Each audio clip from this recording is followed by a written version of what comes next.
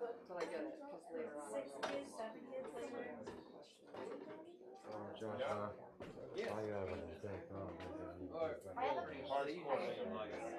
Paint question. That's your husband's I know, and I was talking your way. Yes, I think I forgot how to get about it. She was doing that much for you. No, that's not the deal. I'm like, Okay, good. You're gonna show up? Hopefully it won't rain. I did. tried. While some people were upstairs, I came My down. main thing is not to flip houses. Just to get houses, rehab them, and rent them. See you soon. Okay. gone that way. So Yes. I try to No, it's Chris. not buy paint demolition. What was your name? As much as possible. But yeah, exactly. Follow-up questions. Landscape. Very easy for them. No, I heard. Well, they are. Seriously. There's no deal with it. Yeah. I mean, I I got don't know to as I don't know as I have it. Tapes are meant to restrict. Dina, to see. And then we'll figure. About 30 seconds, folks. We'll start. Wear good gloves. I mean, now that I've accepted, if you just need people to like go with them. I'm not going back to work. I learned how to live. Yeah, I heard you got it pretty messed up by it. You know, said Literally everywhere. Where's the you get a stairway shop. Eventually, but I also got stitches because I have my fingers in my So you So I couldn't get the steroid. So I suffered for like 4 days and then I went back to the doctor. I don't know how long this there are some people. Actually, my doctor did.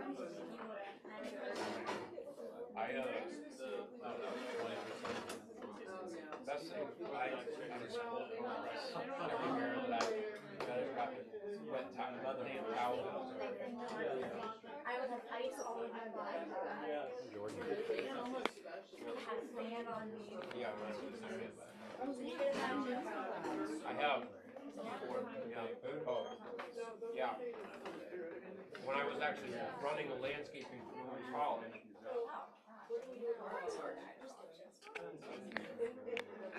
All right, folks, let's get started. It's good to see you all. Thanks for coming, even on a rainy night like tonight. Anything for the holidays. If I can stand where I can see everybody and you all can see me.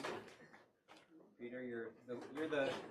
If you want to fall asleep, just lean back in your chair and I won't see you. Good day, if we could make that call here. Put some kind of pixels on it or something. Okay, so tonight we are going to be continuing our series on leadership in the church. I just want to say a little bit about why we're doing this. Because like if you want to go learn about leadership, like there are so many books that you could read. There are so many YouTube channels.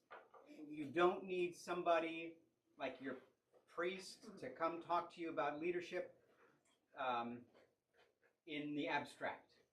So I do want to talk to you all about leadership, and especially in terms of leadership, like your leadership in the parish. And along the way, we'll also talk about the Orthodox Church and our kind of hierarchical structure and how we relate to our bishop and our metropolitan and our patriarch and our priest, and if we had a deacon. So we'll talk about that along the way. But first, I want to ask you, what are the domains in which you already lead? I don't just mean in the parish, but in the parish. If you lead in the parish, say that. What do you do? And if you lead at your work, at your job, or if you lead in your home, what do you do? Even if you're leading your little sister from the living room in St. Raphael House to the kitchen, or whatever it is. what kind of leadership do you have just in your daily life? Are we just calling out? Yeah, go ahead. Okay, well, I do flowers here, and I Yes, also you have do. a flower business that I started from here. So, leadership in that. Nice. At school, I'm not like the principal, but I lead like I'm a special educator, so I lead like para educators and other people that I'm not going to say are below me, but they just have different roles that Mhm. we collaborate with Yeah. together. Yeah. So you also heard if you want to do flowers, talk to I Alex. have extra cards. Just All right, other people. simple. Peter, you lead the Byzantine chanters. I do lead Byzantine chanters. How about we say what other people need? I know it's way easier to talk about other people. Kenneth, who do you want to call out? My wife and my daughter. Yes. Yeah. Name one or two things that they do. Well, directing Sunday school for my wife is one, Yep. and teaching a lot of kids Yes. music is another for my daughter. Yes. That's right. Leading children in a classroom is no joke. You have to study a lot, actually, to know how to do that. And there's a lot of trial and error that goes to it, too. All right. Yes. Nedra leads the women's group. Kim leads VCS and also the Sunday school with Deborah. Roxanne, what don't you lead? Right. That's a real question. I lead at work too. You lead at work, too. A lab, right? I run a lab at Johns Hopkins, and I'm on the executive board for my professional society at work. I'm also on the Diocesan Ministry Council. That's right. So you have so much free time. Which is kind of a at the diocesan level, with working with the bishop and officers there. Yes. Sheena, very aptly timely leads. What, Sheena? I'm not a very effective leader. Nobody follows me. That is not Let me walk over here and see if anybody has put their name on this over here. Look at this. All these people who said, Sheena, lead me. So thank you for doing that. Yes. So many of you, we don't have to go around the whole room. Many of you are involved in many ministries in the parish, but also in your home. Even if you're an older sister like Naomi, who leads the toddlers, and yes, exactly. And I was looking at the wall, so I missed Katie. And Katie and Naomi leading their younger siblings into the good life by being an example to them, in addition to actually pouring your sweat out. Or I know Ben's a grandfather, right? And also Ben does in the church. He's kind of heading up. There's not much action right now, but the building committee. So there have been kind of moments in which there's been some activity around a possible site, looking into it, and kind of asking questions like, how much is this going to cost? What condition is it in? That kind of thing. Ben also teaches people who want to learn how to read the epistle. The lectionary, the lectors, if you want to be a lector. And on every Tuesday night, you go and serve at the Helping Up mission, and I know that there's leadership involved in that as well. So, so many of you have these things that you're doing in your life. So I hope that this is not just confined to the things in the parish, but it is particular to the things in the parish, and is related to things that I've been reading, and things that I've been thinking about as our church, as our parish kind of tries to understand itself and tries to go through some changes gracefully. So there's this article that can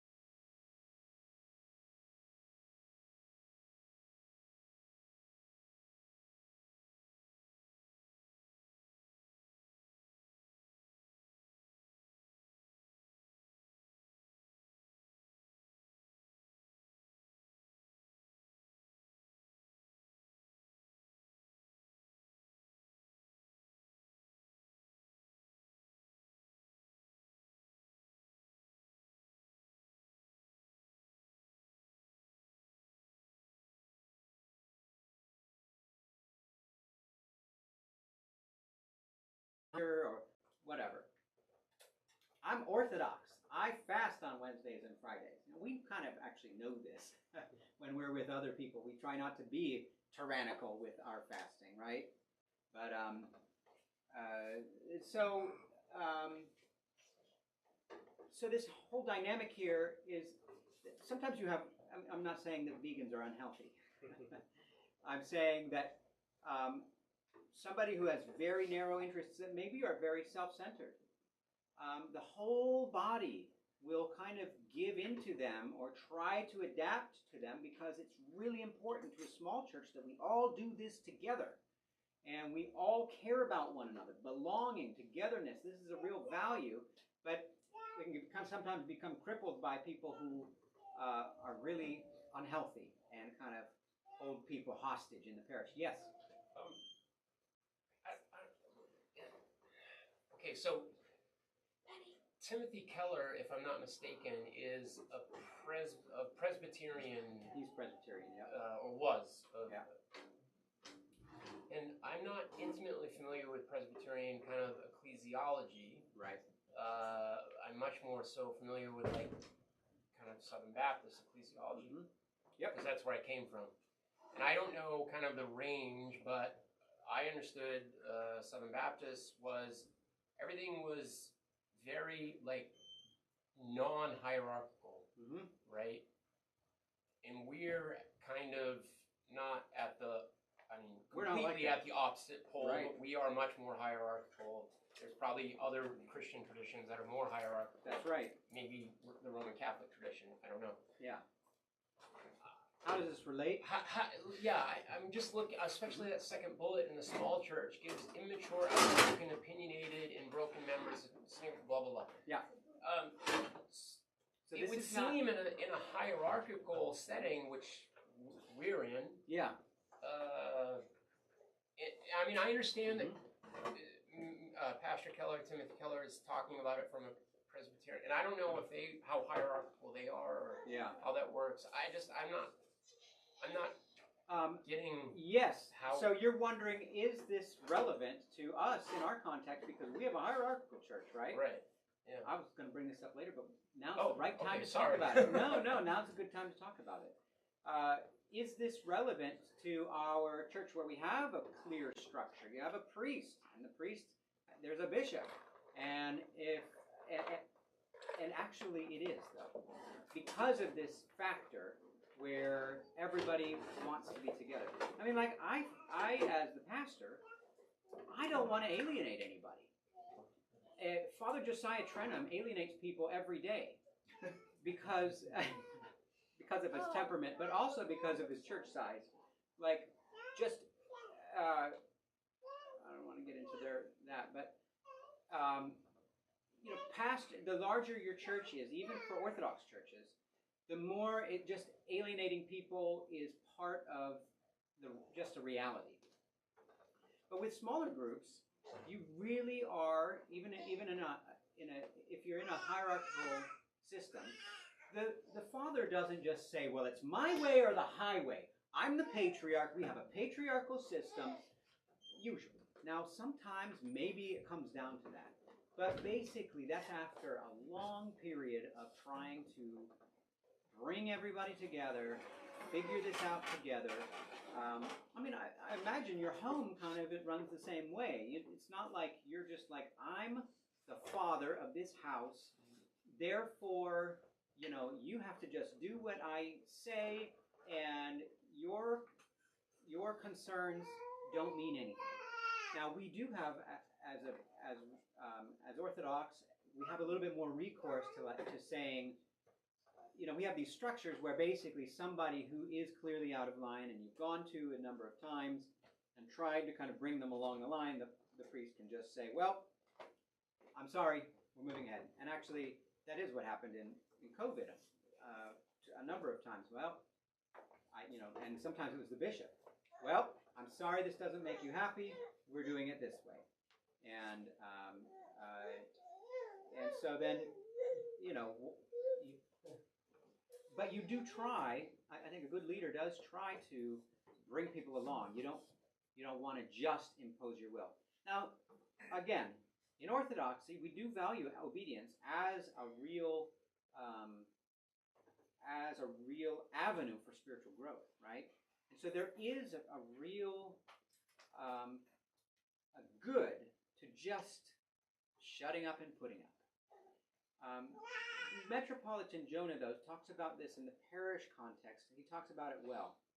He says, look, in a monastery, because he's both an abbot and a kind of like a parish priest, in a monastery, you have an abbot, and that is your consecrated community, and he is the one who basically dictates everything. He tells everyone, he knows everyone, he gives them obedience, tells them what to do. It's like, it's not the same in a parish.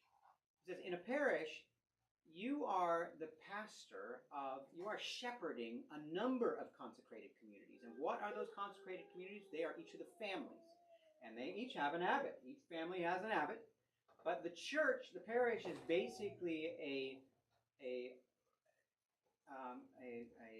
gathering of many consecrated communities. And maybe it's just a one-person consecrated community at your home, one household, one person in it. Still a consecrated community. And so he says the priest has a different role than the abbot of a monastery because of these other relationships underneath it. Does that start to answer some of your questions? Yeah, I Okay. think so. Thank you, Frank. Ken? I think one helpful perspective on utilizing someone like Keller, especially this particular presentation, which is why I shared it with you, is that this is strictly sociological. It's not denominational, it's not doctrinal, it's totally sociological. And you can take the principle that he's described and descriptors, these are, right now you just described it, you could apply this blindfolded, not even knowing what a denomination, a church belongs to, when you just go look at the churches based on size. Now, are all of these things always in place? No. And will it always be that way? Will it fluctuate? Yeah. I know for myself, the second bullet point, I've been a part of a Orthodox church which was run by people described like that. Now, I won't say they were broken. I don't know about the immature. Some of the adjectives, I don't know if they're exactly appropriate.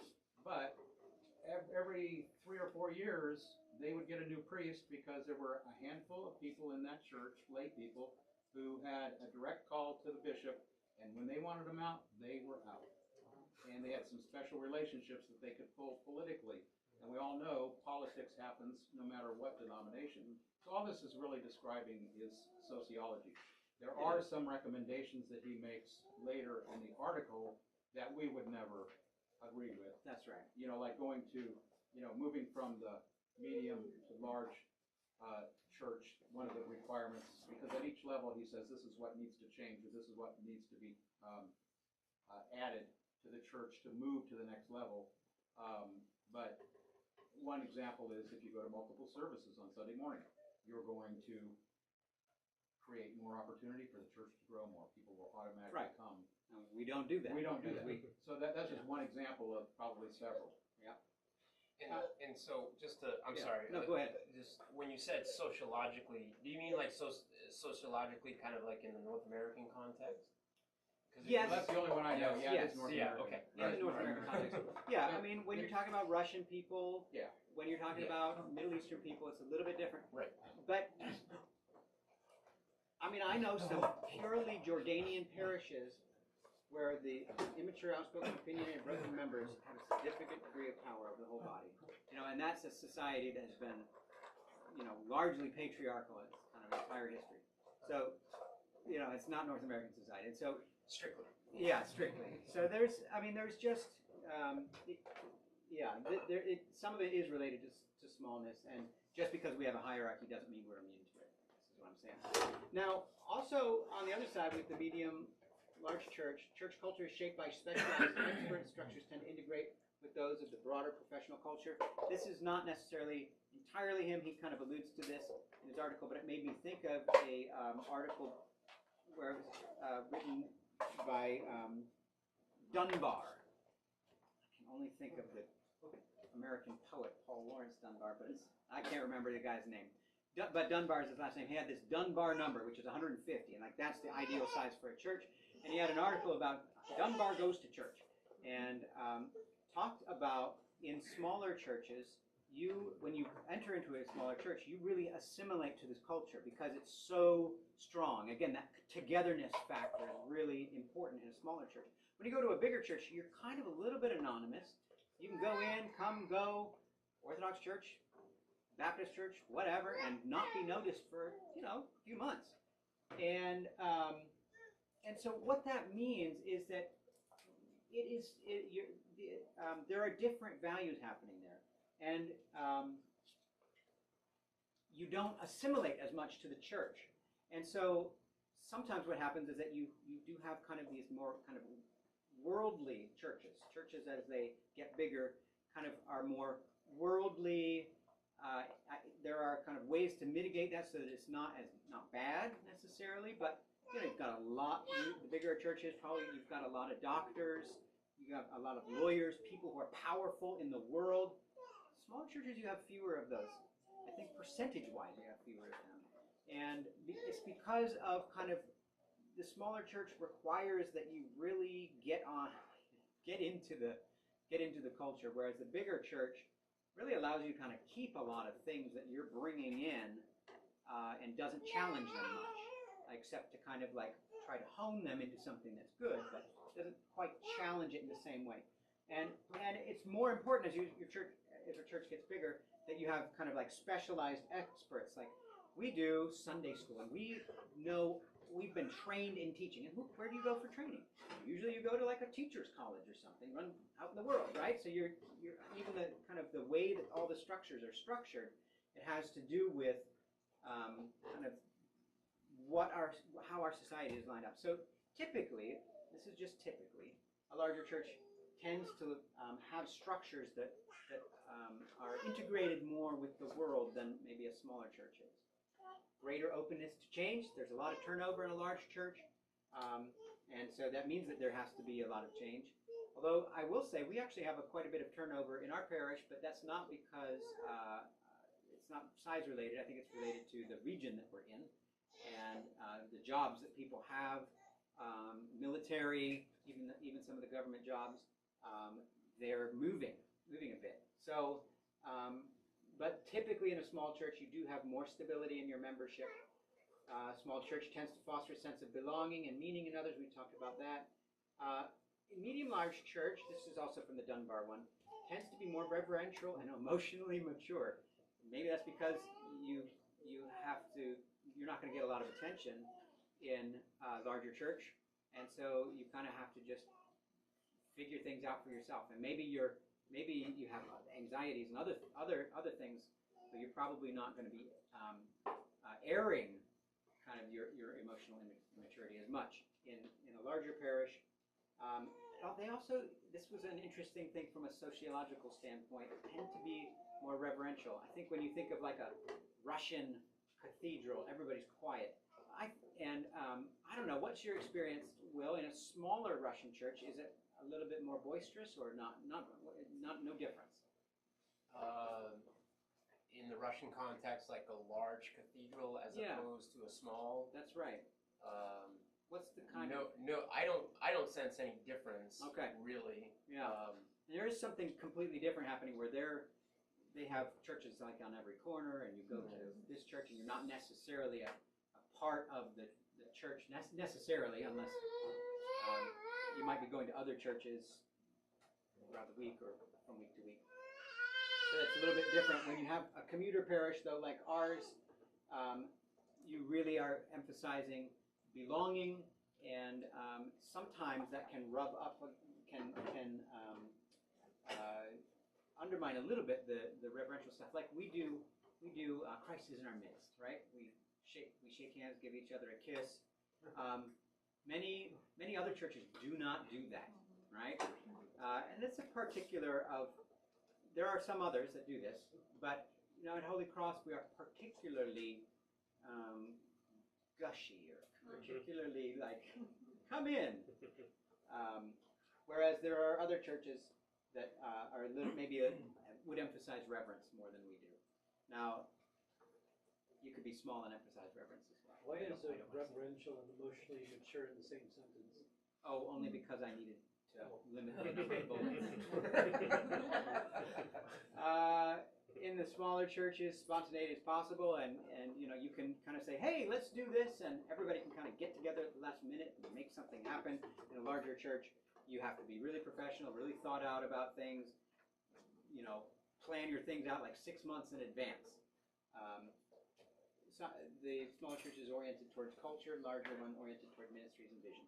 Okay, this is one way of thinking about change in a parish in terms of size.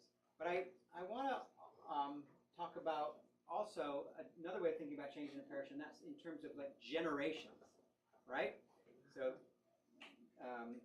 Western theology, and I hope you understand this is not this is the Wild West. Cowboys.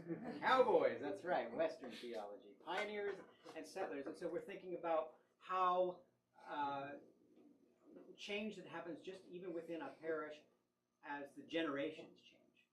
So I found this article online. I'm not going to go through this very quickly. Don't worry. By J.D. Greer, president of the Southern Baptist Convention from 2018 to 2021, and it was kind of like a sermon that he gave. He talked about generational culture. He said, first generation pioneers, the first generation does whatever it takes. The second generation, settlers, does only what I'm asked to do.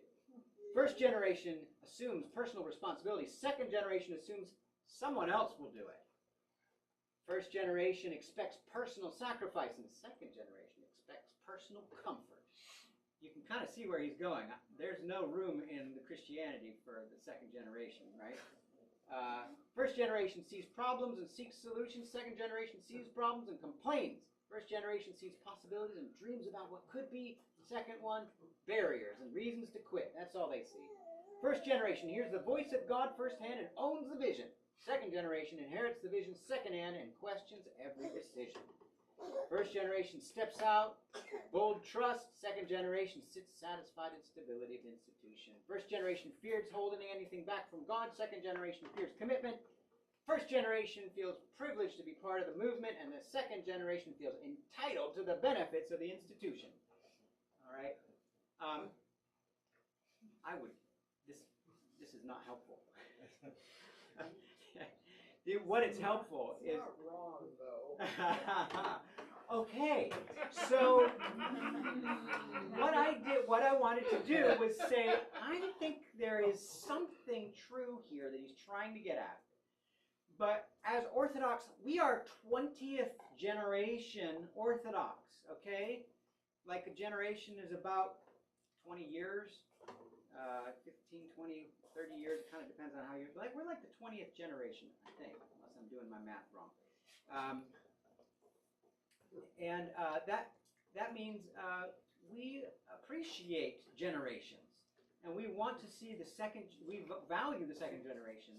We value the third, the fourth, the fifth. We value all of these generations. So it's not just the pioneers who are the people who we look to.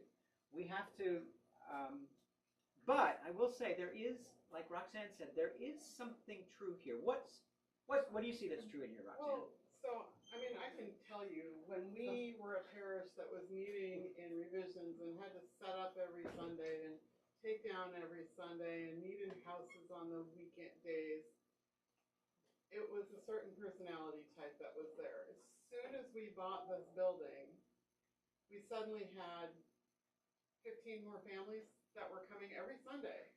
They would have never come to it when we were in revisions. And they were very different personality types. They were different personality. I mean, a lot of them were still in the, because I think some of this is generational too. But that the whole, and the second generation stuff is probably a little bit cynical. But it's a different mindset that's willing to go out and establish versus the mindset of somebody who wants to come and root down and grow. And a building is kind of a sign of being able to root down and grow. So So, Yeah, in defense of this guy, he actually is saying every generation should be have the first generation mindset, right? and you get things done when you're in that first generation mindset. But there's things you can't do if you're always trying to make do. There's a lot of ministry we couldn't do when we were on mission that we can do because we have a building. And one of the things that's always been kind of crazy about this parish, in addition to the constant turnover, is, like, we've had more than 300 people baptized. Actually, at this point, we're probably close to 400 people who've been baptized in this building. But, you know, we act like we're a programmatic church, so that mid to large size Yeah, church, right. even though we're not. Yes, that is actually a hallmark of this parish, because a lot of small parishes don't get so many people involved like we do with the ministries. Yeah. Ken. I've heard this example before, and I see the truth in it. Yeah. I'm a little surprised at some of the way he lays it out, being also positive for the pioneers and negative for the settlers, because you could actually do a positive and negative for each one. Yes. And I don't know if that's coming next. So I revised this slide. I was like, with my own thoughts, but let's hear some of your thoughts. Well, settlers oftentimes come in with different experiences and a lot of really good ideas. Yep. And they want to share them, and they want to be involved. Yeah. But the pioneers, because they've always been doing it their way, don't want to hear those new ideas, and they don't want to let go of authority. And new people who come want to be a part of it, want to be just as committed as the pioneers, but sometimes they're not allowed to, because they're new, and they haven't been there as long and don't have the institutional memory that the pioneers had. Right. And so no church would start without pioneers. That's what it's required. And I know that what Roxanne was saying about the mission thing, it attracts a certain kind of person. Yep. And most of the time, when it moves past the mission stage, a lot of those people move on to somewhere else because they like that calling. And I don't know, the generation thing is a little confusing. He's not talking about age there, is he? No, and he is talking about parents and church children. planting Yeah. versus, Okay, and he wants every single generation in his church right. to have the first But he generation. means generation by saying the group that started it and then the group that came after is the second generation. That's right. Yeah. And yeah, you might be a young person, there might be an older person who comes after you. Right, there's a lot of old people that don't want to be involved in the mission. Yep. And there's a lot of young people that don't. Yep. I mean, it crosses age. Yes, no, that has nothing, his terms have nothing to do. Right. So I actually was thinking about this, and I kind of modified it as best I could. And so, first generation pioneers, they're no stranger to personal sacrifice and hard work. They are relieved to find shelter and are thankful for all that has been received. So that's I'm thinking about people coming to Orthodoxy, like our parish, coming out of the Episcopal Church and kind of the ravages that were happening at the time to that church, finding the Orthodox Church and just kind of being able to say, thank God we just found a place, a shelter that's not going to change things on us. And there's a real gratitude in that. Action-oriented, first-generation pioneers eager to solve problems, although they often are solving short-term problems, like where are we going to meet next week? Who's going to bring the food? This kind of thing. And then they get to be bigger, longer-term problems, like, well, where are we going to meet more permanently? Let's buy a building. And as you said, that move kind of brings in then like second-generation type people. But a lot of the action orientation is towards short-term problems. They've witnessed God's provision when the stores are running empty. Like who's gonna bring? We don't have any money for this, and then suddenly somebody says, "I'm gonna write you a check for your whole building. That's what happened. You're just kind of, you're out there kind of on a wing and a prayer, and God provides, and you see that happening time and time again. First generation pioneers are reluctant to give up the authority that came with taking on responsibilities. That was what Ken was saying. When you're a first generation pioneer, you take on responsibilities, but then you also get the authority that comes with it. When you're a second generation, you are asked to take on responsibilities, but there's not the attendant power or attendant authority that comes with it. So you have to have a different kind of person who's willing to take on responsibility and basically just be obedient without really having authority to, over the kind of the projects. First generation pioneers have incredible creative freedom. They can do a lot, and kind of like just, even in the Orthodox Church, I mean definitely in Protestant churches, but even in the Orthodox Church, what kind of parish do we want to be? You're just making all of these kind of decisions about who you are and who does what and all of these things. Oftentimes the decisions are made democratically, like Roxanne was saying. You have a similar type of people, and they kind of all make the decisions together in formal structures and procedures and communications. Whereas second generation settlers are unable to comprehend the weight of everything they have received. I want to just say that. We can do all the programs, do all of the scrapbooks and all of the bring speakers in, and that's good. It's good to do that. But at the end of the day, the second generation is not ever going to be able to comprehend it in the way that the first generation did. They just didn't live through it. And they can kind of like say thank you and be thankful, but they're just never going to understand in the same way. And that, you just have to accept that. They need to be invited to take ownership over the structures they have inherited. And they are willing to take ownership over the structures they've inherited, but they do need to be invited because they see the old timers, and they're like, I guess they're in charge of that, so I'm just going to stand over here.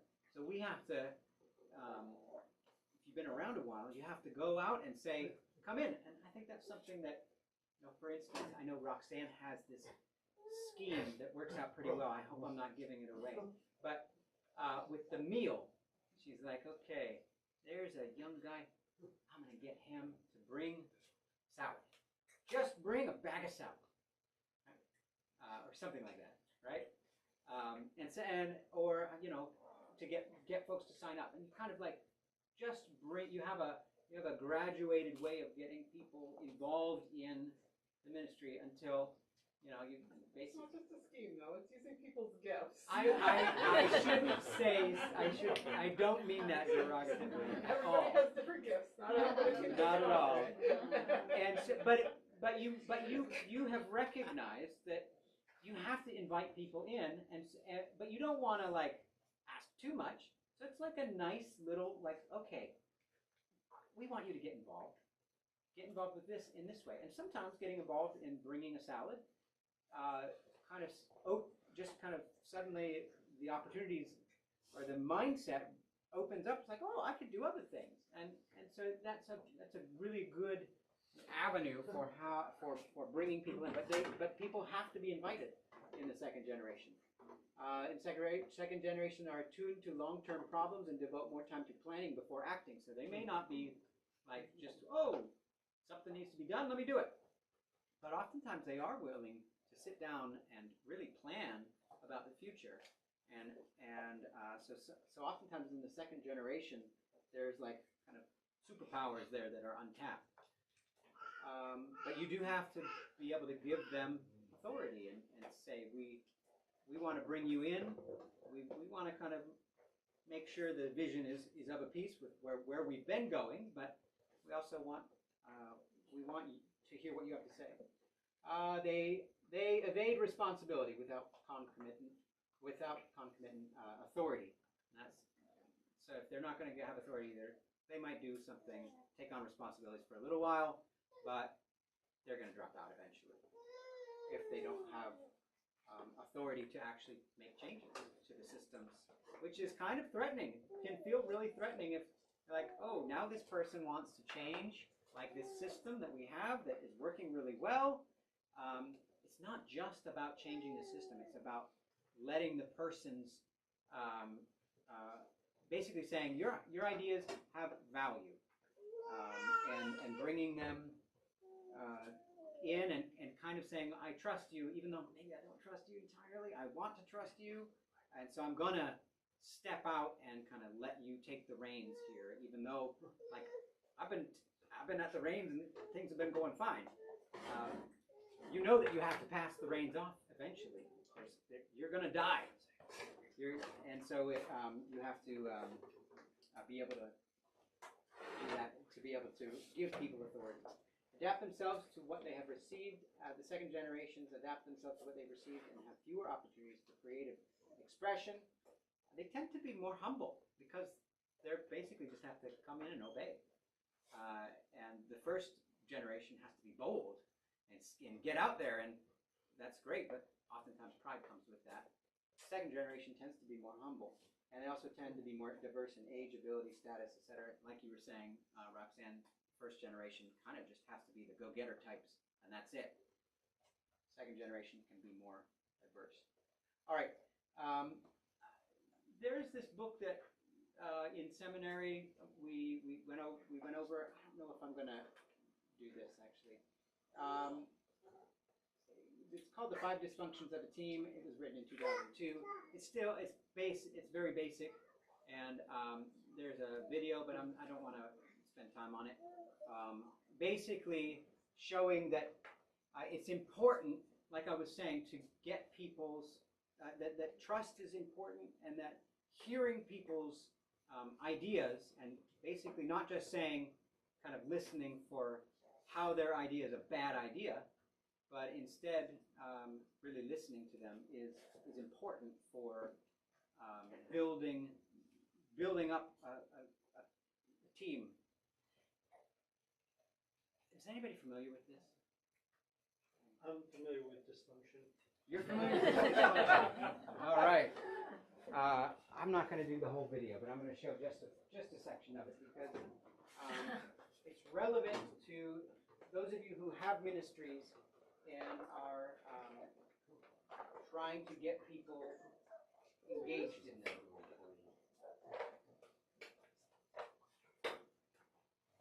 I recently read The 5 Dysfunctions of a Team by Patrick Lencioni. For the next few minutes, pretend that you got funding to start a business and build a product, and you used that funding to hire 4 smart, highly competent, and hardworking people to help you bring your vision to life. But a year later, your team's produced few results, and they resist every... For some reason, it doesn't want to show on the screen. Kill the slideshow. Kill the slideshow. That's it. Thank you. decision you make, and you know they're talking trash about you behind your back. What went wrong? Why is your team so dysfunctional? Chances are that over the course of the year, your team members, and maybe you, their leader, elevated your individual goals and your egos ahead of the team's goals. If members of your team stopped sharing work because they wanted recognition, like a selfish basketball player who takes the last shot in a game with 2 defenders on him, instead of passing the ball to a wide open player, then your team put the needs of their ego ahead of the team. And the main reason the people on your team wanted to look good and do what was best for their ego and not the team is because your teammates didn't hold each other accountable to the team's results. Maybe you, the leader, confronted teammates after they didn't do what they said they were going to do. But top-down accountability isn't enough for a team to succeed. High-performing, high-functioning teams follow through on what they say they're going to do because they know they're going to be held accountable by everyone on the team. Author Patrick Lencioni says, peer pressure and a distaste for letting down a colleague will motivate a team player more than any fear of authoritative punishment or rebuke. So why weren't your teammates willing to speak up and hold their teammates accountable for not executing the team's plan? Well, they weren't committed enough to the team's plan to defend it because they weren't involved in the decisions that led to the plan. And why weren't they involved in your team's decision-making process? Because they feared that challenging your ideas or the ideas of your teammates would lead to an ugly interpersonal conflict. And why did they think that? Because they couldn't trust that they could be open and honest without you or your teammates getting defensive and angry. The reason you can tell a close friend he's doing something stupid is because he trusts that you have his best interest in mind and you're not trying to manipulate him. These are the 5 reasons that most teams become dysfunctional. You can avoid these 5 dysfunctions the next time you lead a team by first establishing a foundation of trust. The trust I'm referring to here is the trust that anyone on your team can offer their honest opinion without the fear of judgment or punishment. This vulnerability-based trust will naturally grow the more you get to know and relate to your teammates, but that can take a long time. One way to quickly establish trust across the team is to openly discuss your strengths and weaknesses.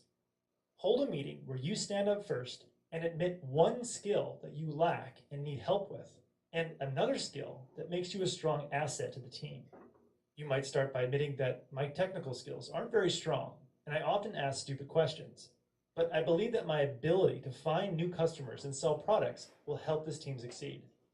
After showing your teammates that it's okay to be vulnerable, they're more likely to admit one of their weaknesses and begin realizing that it's okay to be honest and open with their teammates. It also helps team members see that if they're going to succeed, they need to work together to balance out each other's strengths and weaknesses. This in turn makes everyone on the team more likely to speak up when they think they can correct a mistake.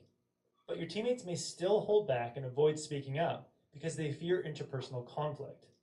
Author Patrick Lencioni says, if team members are not making one another uncomfortable at times, if they're not pushing one another emotional comfort zones during discussions, then it's extremely likely they're not making the best decisions for the team. To help your teammates find the courage they need to engage in healthy conflict, establish new norms for the team. One of Lencioni's teams established a new norm of healthy conflict by creating a team engagement charter that read, "We will address conflict-laden issues, put them on the table, and get to the heart of the issues. When discussing these issues, we will not withhold commentary." Everyone on the team signed the charter, and the team members brought a copy of that charter to every meeting. Now that your teammates are willing to speak up and engage in healthy conflict in order to arrive at the best decision, you, the leader, still need to decide what the best decision is for the team, and then get all of your teammates, including those who don't agree with the decision, to commit to the decision. If your team members genuinely feel they were heard and valued in the decision-making process, they will commit to your decision even if they disagree with it. Eric Schmidt, past CEO of Google, says the fact that you allowed your teammate to participate in the decision, feel heard, and see the decision being made allows them to overcome their embarrassment or envy or unhappiness that they lost an argument and go back to fight for the team. Amazon founder Jeff Bezos says when you can't get agreement, it's helpful to say, "Look, I know we disagree on this, but will you gamble with me on it?" That offer often gets a quick yes. After getting teammates to commit to your action plans by making them feel heard and included in the decision-making process, the more they'll be willing to stand up for your plan when their teammates are failing to do their part.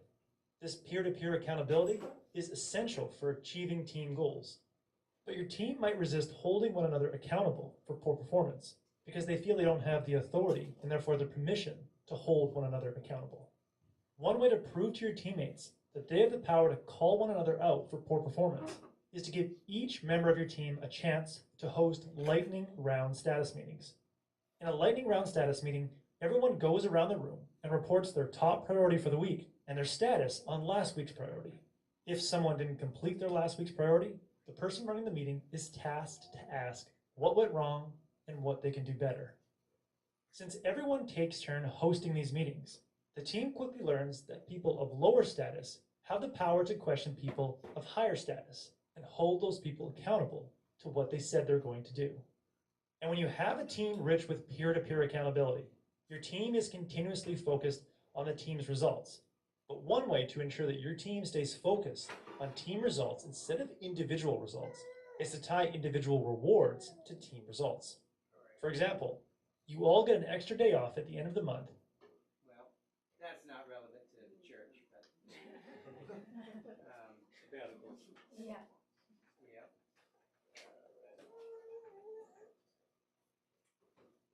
Okay, so what I liked about that, of course, it's kind of for the business world, but what I appreciate is that he understands how the idea is that you get, like, people have to be accountable to one another. It's great that we have a priest, but to be honest, the more people you have, like, I just can't. We have enough people that I can't oversee everybody already. I would like to be, everybody's accountability partner in your spiritual life and all that. But even when you come to confession, and you tell me your sins, and then the next time you come, you tell me the same things, I've forgotten what you told me last time. And I'm not able to hold in my mind, everybody's sins from their last confession and say, this happened and you did it previously too, and now I need to make the penance stronger or whatever. Unless you tell me that. I mean, I'm counting on you to kind of say, this is getting worse for me, right? So what we really need to have a healthy parish is where people are accountable to one another, where not just in terms of our growth in Christ, but also in terms of like where we're going as a parish, that we all care together, and especially people who are doing certain ministries together, like, hey, is this working? You want everybody to care if the meal is working, or you want everybody to care if the Anne Arundel House of Hope meeting is working, or if the men's group is working, or if the women's group is working. Like, you want everybody who's in that group to care too. And also you want them to feel like they can say something, and say, especially if they, like, is something that, like, you know what, I'm thinking of dropping out. I'm thinking I'm not going to come because, like, the men's group or the women's group, like, it's kind of a waste of time. That would be great if somebody said that to you, right? And you're leading it. If somebody feels like they can say that to you, you're not going to lose them necessarily. Like, they're going to come to you, and then you can have a discussion, and then maybe you can kind of work together to figure out, okay, well, what is it? Is this something that we can address? It might not be, but maybe it can. But being people knowing that you're approachable like that. Okay, so this was a slide that I was related to what Will was talking about. One thing I want to mention, I think I mentioned to Lev, but Metropolitan Saba, I hope I communicate to you how much I love him and what a good father he is to us.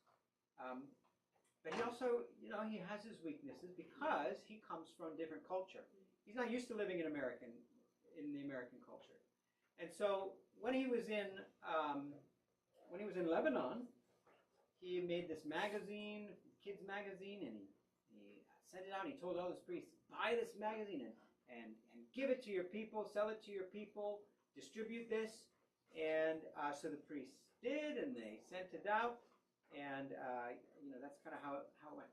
Well, he came here, and he did the same thing. And he was like, okay, well, I've got this Christmas Road board game. We have them over here. Got this Christmas Road board game. Everybody, I want you to buy some, and make it available to your people. And nobody bought it. The priests saw that individuals could buy them if they wanted them. They had been advertised in the Word and in different places. And when you go to Antiochian Village, you can kind of see the games set up. And people weren't buying them. And priests said to themselves, well, there's like Rio Grande games, and there's like strategy games that people play, and this game is kind of just like a roll the dice and move your guy 3 steps, and people don't really play that anymore here in America. And so nobody bought it. And then Metropolitan Saba met with us and said, why is nobody buying this? I told you to buy it. And some priests said, well, this is America, like capitalism and people. And this has been a kind of a difficult lesson, I think. Like, this is a very different context. And so he still said, well, no, buy the game and put it in your parishes. So Didn't Jeff $15, it could be yours. Didn't Jeff Bezos say to go ahead and roll the dice? right, he said to roll the dice. So in a culture where it's based on the patriarch telling you what to do and you doing it, that works really well. It's not the same way in America with something like that. Now, when it comes to spiritual life, where the priests are far more willing to say, okay, you tell us to cut the lamb this certain way, of course we're going to do it. We fold this thing the certain way, absolutely, we're going to do this. But because in some ways, like, we have buy-in. So for instance, he showed us a way to fold the cloth on the altar table. And every single one of us cares about the crumbs because we know it's Jesus. So when we fold it, we don't want to lose any crumbs. We don't want crumbs to go anywhere. So he said, look, I'm an engineer. If you fold the top down first and then fold it back like a quarter, then you'll have, and then you fold up the bottom. I wish I could show you, but basically he said, then you fold up the bottom, you will have only faces touching faces. You'll have only the inside touch the inside. If you fold the top and then you fold the bottom, you've got the inside touching the outside. Yes, exactly. And so then if there are crumbs on the bottom, it gets on the outside and then you open it back up and suddenly they're like all over your altar table. So do it this way and fold it back and you won't get crumbs everywhere. All the priests are like, brilliant. Like, yes, we care about this, and I am certain that there's no priest who doesn't do that. Whereas I know there are parishes that have not bought the Christmas report because we haven't bought into that, right? We haven't bought in. We're like, yeah, there's lots of ways to reach people and so on. So even if you still need buy-in, even in a culture where it's patriarchal and you just obey. You need people to buy in and to really care about it for it to succeed. Okay? So this matters in Orthodox context as much as like a more democratic or egalitarian context. All right, so this is just kind of a summary. Engage and invest, the importance of planning for succession. Come to the table with an idea. That's one thing. So I've said a lot about listening to other people. It really is important if you're leading something to actually have an idea yourself. Don't just come in and say, okay guys, what are we going to do? And usually if you're a pioneer, you're not going to do that. You already have ideas. But if you're new to leading something, come with some ideas. Okay, don't just say have a round table and say we're going to do whatever everybody wants to do. Have some ideas that people can kind of rub up against. Establish trust by not insisting on your own program. You have your program, right? But you're not going to insist on it. You're going to say, okay, this is what I think would be great. What do you have to say? And you're going to have a conversation. Listen to others. Understand the concerns of different groups, parents, small children, young adults, retirees. You know, as a parish grows, you've got these different kind of concerns in the parish, and what might work really well for one group really it is bad for the other group. So you really need to be able to listen to everybody, and then encourage dissent, like the video was saying. That actually is a good engine for good ideas. Man, do you all have any comments, things you want to say? Really quickly, how do you encourage dissent while not overly, well, you know, we talked about the over opinionated or that, so what is the graceful way to encourage dissent but not get bogged down by that? Yeah, I do have to say, there in some ways, some of these kind of leadership kind of courses and things, they assume that you are strong-willed, strong personality, coming in there with your own ideas, and you need to be taught to step back a little bit. That's kind of the assumption. That's not me. And it's probably not you. It's not a lot of us. And a lot of us are kind of like, I'll step back and I'll listen. Listening comes easily. It's the kind of like the stepping out part that's difficult. And so and that's why I actually have this slide here, too much empathy. because, you know, listening, understanding people, sometimes in a household, this is the case. You know, one person oftentimes is a little bit more empathetic to children. There are children in the house. Listening to them, understanding, oh, you woke up, you didn't get very much sleep last night or whatever, like, oh, you ran a lot yesterday at soccer, we won't make you run today. And then the other one is like, no, how are the kids going to get strong? How are they going to learn to overcome adversity? How are they going, like, they need to be called up, right?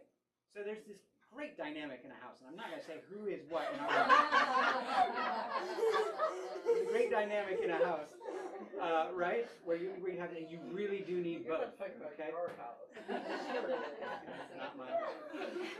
You really do need this dynamic. So you can't just be one or the other, right? It's important to listen, but it's also important to call people up. It's important to call people up, but it's also important to listen.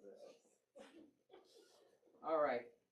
Lastly, I just want to make sure we mention gatekeepers, because I was been thinking about what we're going to talk about and for the next 3 weeks, and I didn't really know where to put this one, because I think actually, well, what do you think about gatekeepers?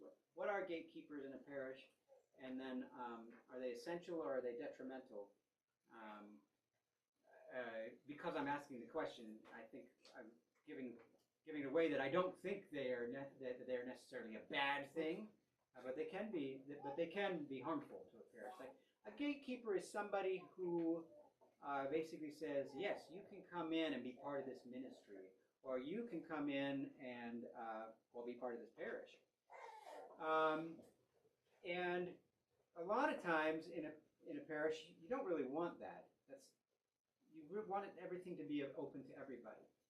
But sometimes you do have these situations where somebody's coming in and just sabotaging everything. And it is important to somehow have a function. Sometimes it's a person, sometimes it's a procedure. Like, you only get 15 minutes to talk at parish council. You know, that's kind of a gatekeeping procedure, if you're, that kind of thing. And there's kind of there's a limit to how much something is allowed. Like an example, for instance, at like the schoolhouse, priority is given to Holy Cross parishioners. Yes. Because admission and enrollment would be, like 1 year we would have had way too many kids. Yep. So priority is given to Holy Cross parishioners, and then to other Orthodox Christians, and then to the community. So that's kind of and it's a gatekeeping procedure. Yep. That's sort of necessary That's for right. operation of the schoolhouse. That's right. So all I'm trying to do here as we wrap up is kind of temper a little bit of the popular wisdom about, establishing trust, listening to people, allowing for conflict, getting people to be accountable to one another. This is good and this is important. We need to be doing this. Once you're doing that, so I'm kind of assuming that you're doing that. Once you're doing that, there are kind of some ways in which some of those things maybe need to be tempered in certain situations. Any comments or questions? Yes, Will. How is it, getting back to the encourage dissent thing? Yeah.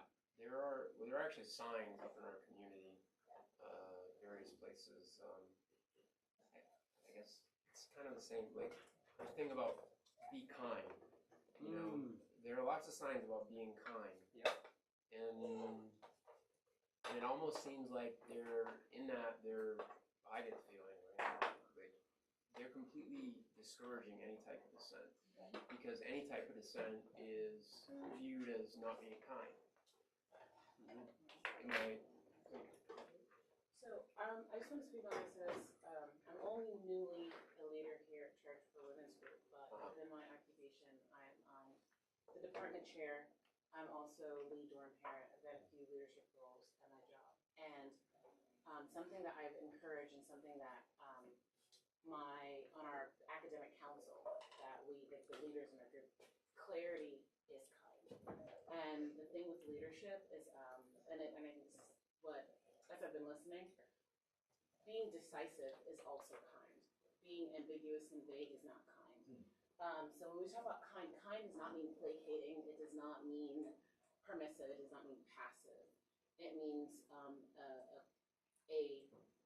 agreed upon deference and respect for our shared humanity. But when we are talking about being kind, being clear is kind, being decisive is kind, with the people that I'm responsible for, everyone is encouraged to speak up. It is your job to advocate for yourself and for the team, and it is my job to then make the final decision. Because the responsibility of the team is on all of us, but ultimately I bear the burden of responsibility for all of us as well. So there's a way, and again, I do have a more imposing personality, so it's an easy thing for me to say. I think it's harder for someone who doesn't have this imposing personality, but something that we've discussed and something we talked to my teammates, and I'm the youngest person. It's something that I've fallen into. I am definitely that introvert. But basically, you can be like, I am very kind to my teammates. I'm very kind to the people who are in a subordinate role to the role that I play. They speak up. I listen. We all hear. It's all diplomatic. But just because I've heard you doesn't mean that your idea is going to really go clear, because I see all of the pieces, whereas you only see from your perspective. And so as long as there's that shared understanding, you usually get a lot of buy-in. And that's where you're not just gambling with me because, hey, I hold authority. Gamble with me. Trust that my vision of the entire board tells me how to play like your part. Like, if that makes sense. Yeah. But like, clarity is kind. Being decisive is kind. Leaving people feeling like children. If children don't know what to expect, they fall apart. Same So thing with teams. I don't know, like, to me, it seems like, I hear what you're saying, but I'm not seeing it in reality. That's not always what people mean. Like Nedra has Yeah, thought about this. I agree. I agree with Yeah. what you're saying Yeah. precisely. Being clear, being Yeah. concise is kind, Yeah. and doing it. But I see a lot of times like be kind equals be positive equals you can't say anything to. There's a slogan that's like, if given the choice between being right and being kind, choose kind. That drives me crazy. Yeah. Like, Yeah. I mean, I was like, that's don't know like that one. the worst advice. Right. It's the worst advice. Right. I mean, Well, because you have to get lord your trapped in. opinion over people. Because what if the person's opinion is completely delusional I And and you're bad like, for that. And bad for that. That's true. I just shared like a meme with my friend that says, "Oh, I apologize for asking for feedback. Saying I was open to feedback. I meant a compliment." I didn't actually be mean kind, it. be positive, right? right? Yeah. Right. Right. But I think we were talking about. So we know what people do. Yeah. I think what I was speaking was what I think was actually best practice. Right. So like, yes, people want people to be kind, but I think when we go into a role for leadership, and like we're like setting norms and we're setting the terms of our terms of like meeting with one another. It's not terms of war, but but you know, terms of engagement. you know. So our terms of engagement. I think just saying that like, hey, like clarity is kind, being decisive is kind. It is your job to advocate for yourself, and I say that even to my leaders. This is my job to advocate on my own behalf. It is your job to make a decision, right? So hear me out, but don't blame me if you take my idea and it didn't work. That wasn't my role. That was my job. All right, Dan. Quick question. Yeah. Is there anything you want us to think or ruminate upon in terms of leadership from the content you provided tonight? Yes. Father, Yes. before you answer that, Yeah. I think that would be a good follow-up to what I wanted to Sure. say based on what we just talked about. To make, one thing I'm struggling with as we talk about these principles and practices to do leadership at Holy Cross is that we're not there yet where we can actually apply those things. Like Amelia's saying, how do you ask for dissent? Well, I don't think that there's any committees meeting that do ministry where that kind of need for dissent is happening. That's a good I mean, point. if you look at, this is only observation. There's plenty of dissent. Well, no. Yeah. This is not a dissent. I'm not responding to the dissent issue. I'm talking about our structure currently. Yep. If you list all the ministries that happen at this church, most everything is done by one person. They're not done by teams.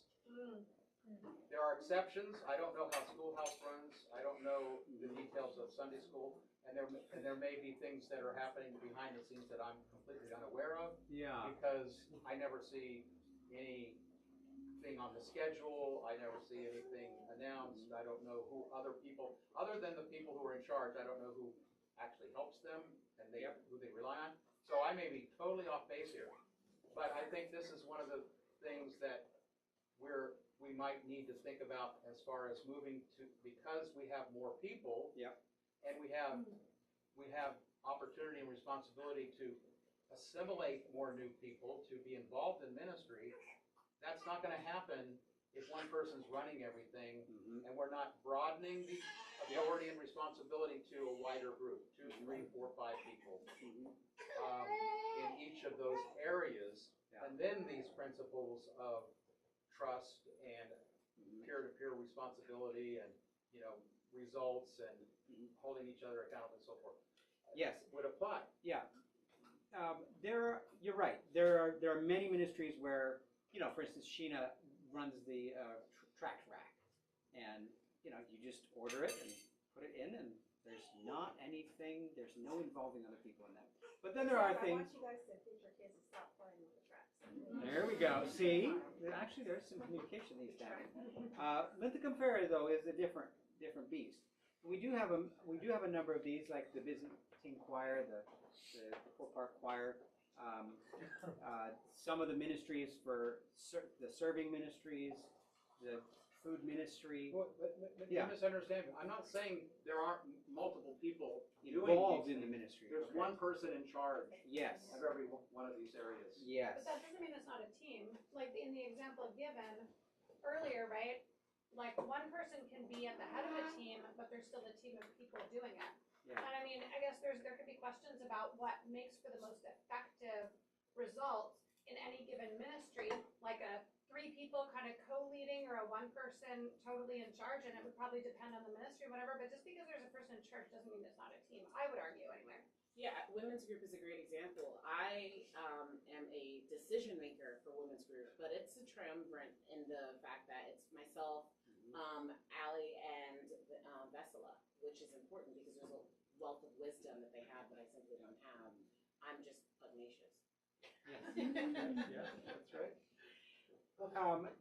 So, I guess because I need to let you all go, Dan,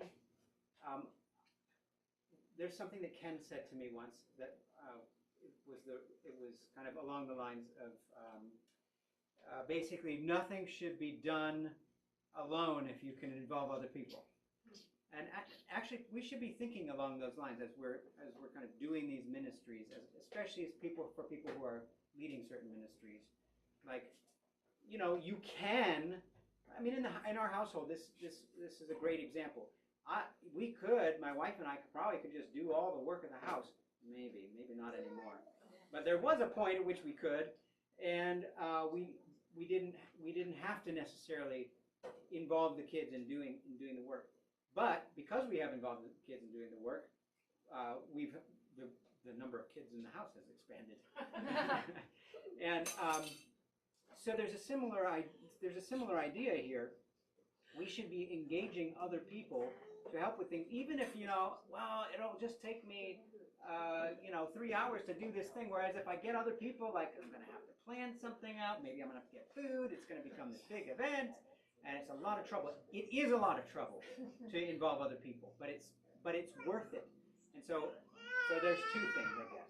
Involve other people, and I guess I'm trying to say how you involve them in a way that's not just belittling to them, but instead kind of really brings them into the work.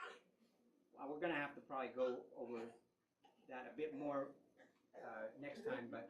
Piggybacking off of that, so every Christmas we do like a Christmas decoration party, I guess you could call it. And the kids are invited, and I send out an email to people, and I get people that respond back.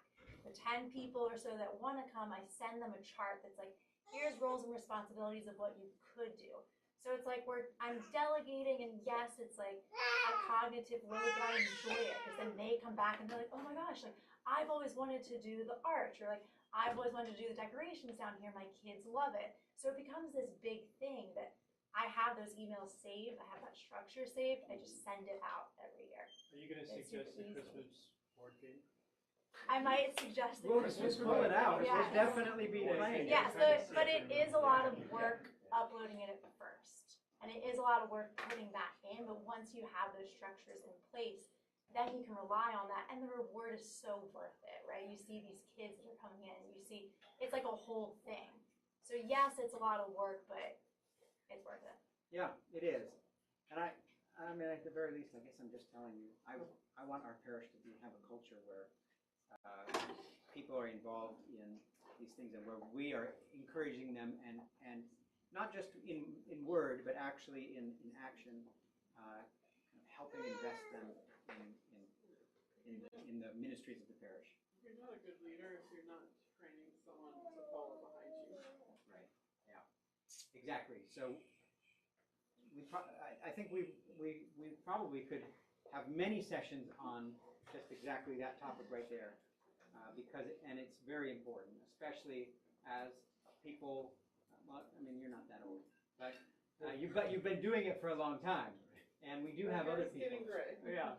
Well, but we do have other people who are in important positions who are getting older. So being able to pass things on to other people.